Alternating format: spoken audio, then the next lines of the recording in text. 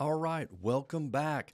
If you're new to this channel or podcast, welcome. I'm so pleased you're here.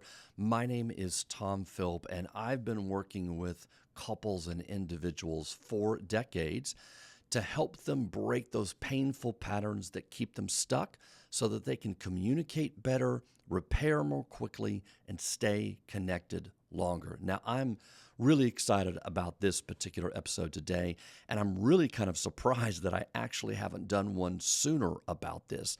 But the scenario just happened most recently, and I thought, why, this is fresh in my mind. I want to get this down, I want to flesh this out, and I want to get it recorded and pushed out to you all because I think this is really, really beneficial to talk about this today.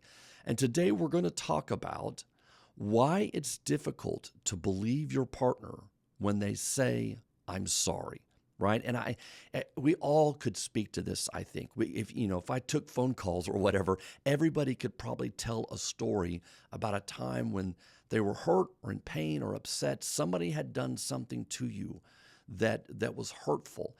And when you went to confront them or tell them about it, you ended up leaving that interaction feeling worse off, because the apology was just horrible, right? It was not effective at all. And I think we've all encountered that. And I think we all could tell a story about that for certain. And so today we're going to talk about the 12 reasons why it's hard to trust your partner when they say, I'm sorry. And then we're going to talk about what makes for a good apology. Because really the heartbeat behind everything today that we're talking about is how to make a good apology. How do we say, I'm sorry to somebody? How do we take accountability for what we did? And how do we focus on them and the emotional pain less than the event, so that when we apologize, it is heartfelt, it is genuine, and it is backed up by changed behavior, and it actually helps the person feel better and not worse about the interaction or whatever it was that happened. But we're going to start with the 12 ways of almost not to do it, right? 12 ways that apologies land flat and the reasons why. 12 ways that apologies aren't effective, are not effective, and some of the reasons we just can't believe it if they do apologize. So here we go. Let's dive in. Number one, words were said in anger. And then the person says the opposite when they're not angry. That creates some real confusion, and I see this a lot.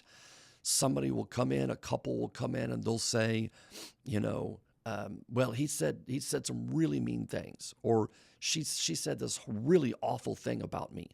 And I'll say, well, was it in the middle of a cycle? Was it in the heated argument? Yes, it was. But now I don't know. They say they don't believe that. They say they were just angry. But now I don't know how to believe the opposite. Now I don't know which to believe. And so oftentimes when we say things in anger, it sticks to the other person's bones. They don't easily forget it. And there's something about saying something in anger that oftentimes it feels like, well, that must be the truth. It's finally coming out. And it may or may not be. It could be that the person is using that moment to actually hurt you because they're hurt, and so they're going for what they know might be hurtful. It may not be truthful, but it certainly is effectively hurtful. And so it can be very difficult to discern in those moments. Well, wait a minute, you say this now that we're not in a cycle and we're not in an argument. You say you don't mean that, but then when it came up, you said it out of anger, and that stuck with me, and it really hurt. And so now I don't know which to believe. So part of the reason it's hard to believe our partner when they say, I love you, is because it's very possible that what was said in anger, and now they're trying to take it back in a calmer time in the relationship. And so it throws our body into a disequilibrium. We don't know what to believe. And so do we hang on to the words said in anger? Were those the truth? Or are what they saying now when they're being softer and kinder, is that the truth? And if this pattern repeats itself, then it makes it all that much worse because the individual now is really confused about, well, when you're angry, you say this, you say awful, horrible things. But when we're not in the middle of a fight, you say you don't mean those things. And I'm supposed to just get over it. And so that really, again, creates this disequilibrium in our body about, well, what do I believe? And our mind is looking for the truth, and they can't decide because, well, this happens in the heat of the moment, but then you say the opposite. And so words said in anger are very much sometimes why it's difficult to believe our partner when they come back later and apologize, even if it's a good apology, even if they say, well, I didn't really mean that. I'm sorry I said that. I should not have said that. Even if they take accountability, it's still really hard because it leaves the person feeling, what's the truth? What's the truth behind this? Okay, number 2, inconsistent behavior. So the words and the actions don't match. It's really hard to believe somebody when they say, I'm sorry. You might hear the words, but the behaviors don't change. So they're still doing the harmful, hurtful thing, even though they're saying, well, I'm sorry. I'm sorry about that. So the behavior has to come along with the words. We can't just say the words and not change the behavior. And conversely, and I may be getting ahead of myself here, but this is a good time to point it out. Conversely, we can't just say the words or just change the behavior, and not say the words either. Yes, behavior change is important. We don't want to continue doing the hurtful thing. And ultimately, the behavior is part of what matters, but the person also needs the words too. So there are two sides of the same coin, and they're really important to have both of those in an apology. So one of the reasons it's hard to believe our partner when they say, I'm sorry, is because we might see inconsistency. We might hear the words, but not see the behavior change. Or we might see the behavior change, which is important, but we also might need the words too, because the words express some kind of accountability for what happened as well. All right, number 3, another one. It's too global. The I'm sorry is too global. Well, I'm sorry that happened, but no specifics behind it. I'm sorry I cheated on you. But, I was really going through a rough time and so on and so forth. Or I'm sorry I said that and hurt your feelings.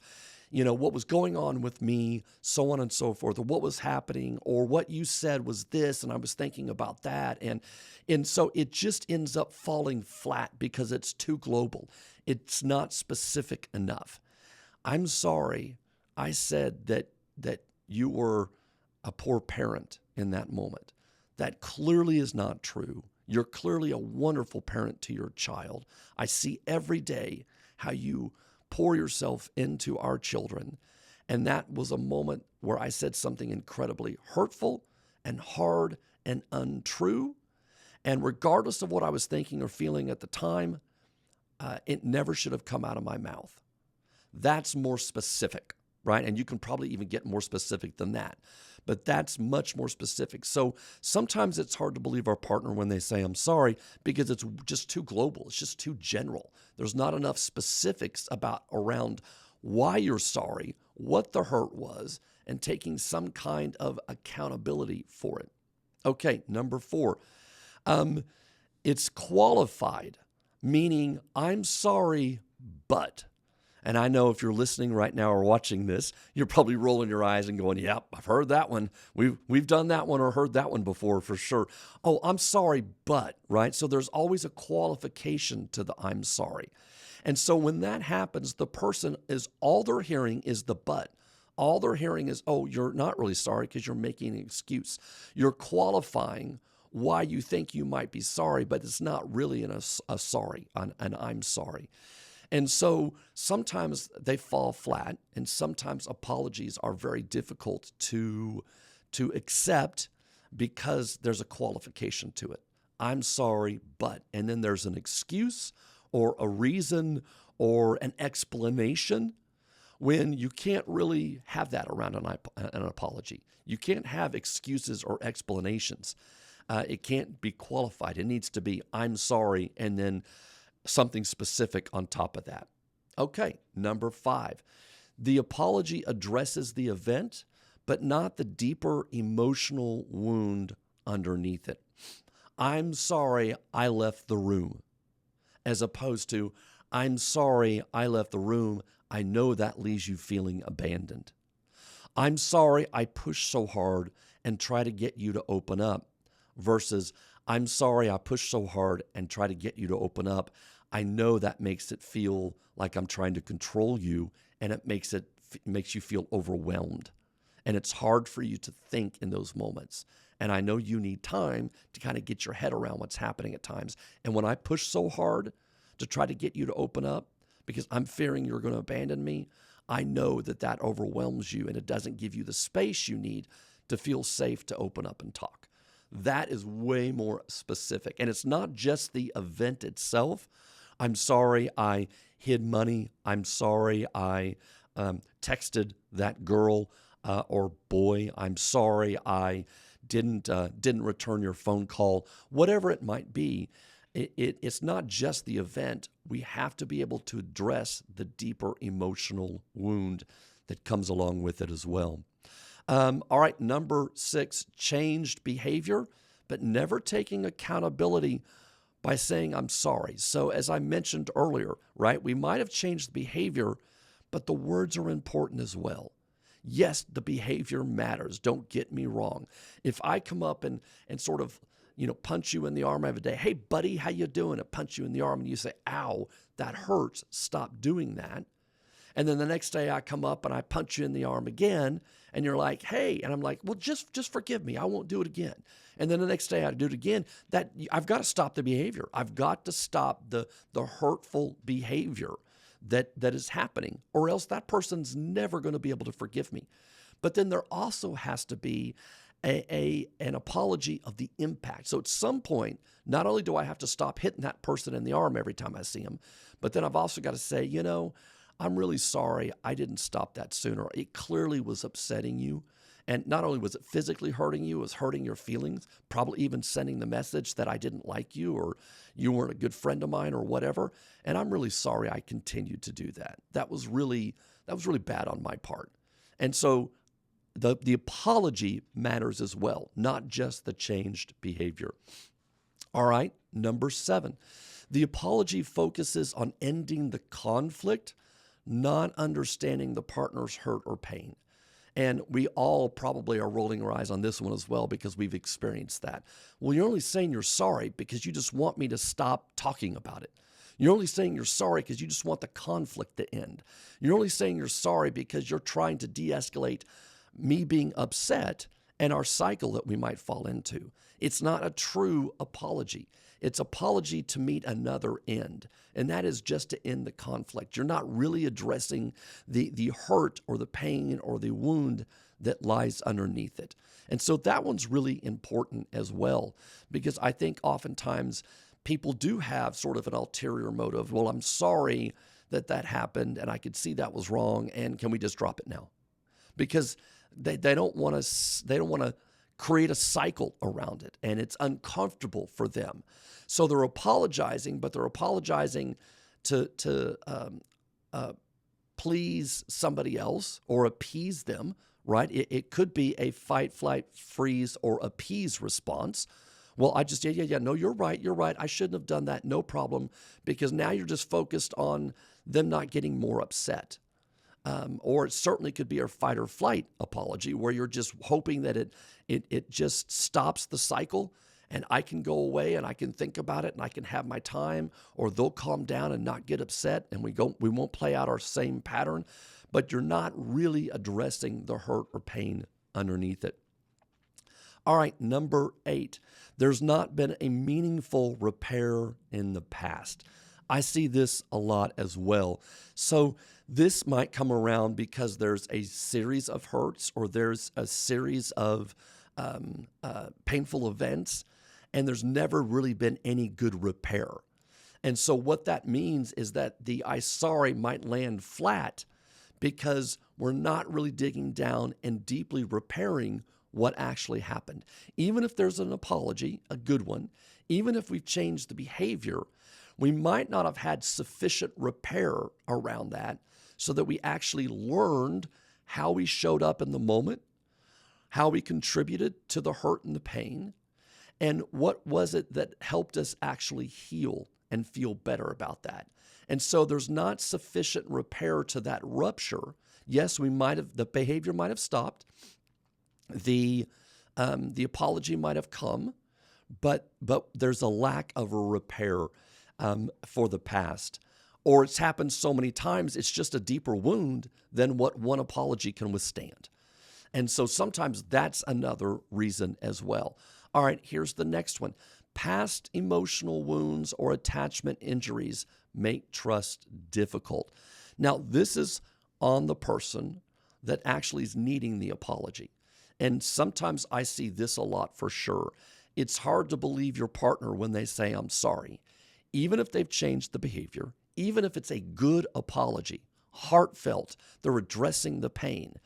Because internally in you have trust issues anyway. You've got trust issues because there's past wounds, hurts, or traumas that you've even brought into this relationship that makes trusting your partner, even when they say, I'm sorry, viable. And so this rests with you and the work that you need to do in being able to work on your trust issues with your partner. So when they do say, I'm sorry, when they do disappoint or mess up, just like I'm sure you do them, that their apology actually has an impact. It can affect you, and you can take that in and internalize that, and that helps heal your wounds. Maybe that's an experience for you that you're not used to having, and it feels uncomfortable because you grew up in a family that never apologized. And so actually having a partner apologize, it feels weird to you, and you're not sure what to do with it because you've got past trust issues anyway. So that's definitely one I've seen as well, where it can be difficult to trust your partner when they do give a good apology because of your own mistrust issues. Okay, the next one. The apologies sound scripted, rehearsed, or not genuine. And this can happen as well. An apology has to be heartfelt. It has to be meant. And your partner is going to know if it comes across as genuine or not. And we've all probably experienced an I'm sorry that felt really flat. Like that doesn't sound genuine at all. That doesn't sound like you're really sorry. Again, it might dovetail one of the other ones we talked about where it just sounds like you're saying I'm sorry because you want me to stop talking about it. So having a genuine or heartfelt apology should not be scripted or rehearsed. Now, that's not to say you can't script it out for yourself to make sure you include certain things, because I've seen that happen and be effective. In other words, a person writes out some of the specifics of what they're taking accountability for and what they're apologizing for and the hurt that it caused. And so maybe they've put a list together because they want to cover that, but it's not like word for word rehearsed. And when they do, even if they use their list, they say, hey, I want to make sure I cover off on everything. So I've written a few things down. Forgive me for writing it down, but I want to make sure I get everything because this is important to me. It can still come across as very genuine and heartfelt. Okay, I believe this is number 11. The apology is followed by pressure to move on quickly. And we've probably all felt that one before as well. So our partner apologizes, but then they're like, okay, can we move on now? Can we just drop it? We don't have to talk about this anymore. We've talked about this for forever. So there you go. There's your apology. There it is. Let's move on. Now, two things come to mind about this one. One is that may be a legitimate concern for the person apologizing, for the apologizer, because maybe it does keep coming up. And the person that got hurt needs something else. There's something missing there for them than just having the apology. So the apologizer needs to be able to recognize that and say, we've talked about this probably a half a dozen times, and I've given the best apology I know how to give. I'm wondering if there's something else that's missing there for you, that it's not just about me saying I'm sorry. I'm wondering if something else is happening here because I'm getting frustrated myself because this keeps coming back up. I keep taking accountability. I keep trying to give you every good apology that I know, and it doesn't seem to be working or helping. So it makes me think maybe there's something different going on here. And then the other option of that is that, okay, what is happening that's not allowing us to be able to move on? Or it falls so flat that the person that's needing the apology is just being told that the wound's not that serious and we just need to move on. Hey, I said I'm sorry, and you should be able to accept that, and we need to just move on. And so, I think this can look a couple of different ways. One, it could be a legitimate concern from the apologizer's standpoint. Wait a minute, I've given you the best apology I know how. I've taken full accountability, and I've changed my behavior, and it's not helping. What else might be going on here? Or the other side of that is, okay, I've told you I'm sorry, now just forget it and move on. And the wound is deeper, that it's going to take more times than just one time, especially for sustained hurts or attachment injuries in the relationship for sure, because that's really important. When we have a sustained hurt over months or years, an apology is important, but it probably is going to be needed to be more than one. It might be, the damage that was done to the relationship might need to be apologized at multiple points for many years, at multiple times where you take accountability in addition to any changed behavior. All right, the final one, number 12, the hurt person's body still holds stress, fear, anger, or grief around the event as well. And again, this I think is some of the work of the person that needs the apology, the hurt person. It is possible, and I think this is some of the trust issues I talked about before, that there's still grief and hurt and anger around the event. And you being able to work that through individually, you being able to offer also comfort yourself, you being able to work on any of your own self-criticisms or your own inner critic that might be a part of that comes out. Well, you just deserve this because, that was bound to happen and all your relationships end up looking like this. And here you go again. You pick someone that does the exact same thing and you're just a big loser. Okay, so that's some work you need to do because your body is still holding some grief, hurt, or anger around the event, possibly because it harkens back to some past hurts or traumas that you might have as well. Or you might need to just be able to communicate to your partner, hey, thank you so much. I may need to hear that more often too, so I can really take it in. I want you to know I'm working really hard on that. I'm trying really hard to let all of that in and to let it go. I need you to be patient with me as I'm working towards that. I may not always get it perfect. I may not always get it right, but I want you to acknowledge that I'm really trying. And so just asking for patience sometimes as your body begins to release the hurt, the anger, is important as well. Okay, so those are a list of 12 reasons why it might be hard to accept our partner's apology or believe our partner when they apologize. Now, real quick, let's pivot and talk about what makes for a really good apology, right? If all these others don't work, how do we do it right? The first thing, take clear responsibility. You have to be able to take ownership and responsibility for your actions and or words.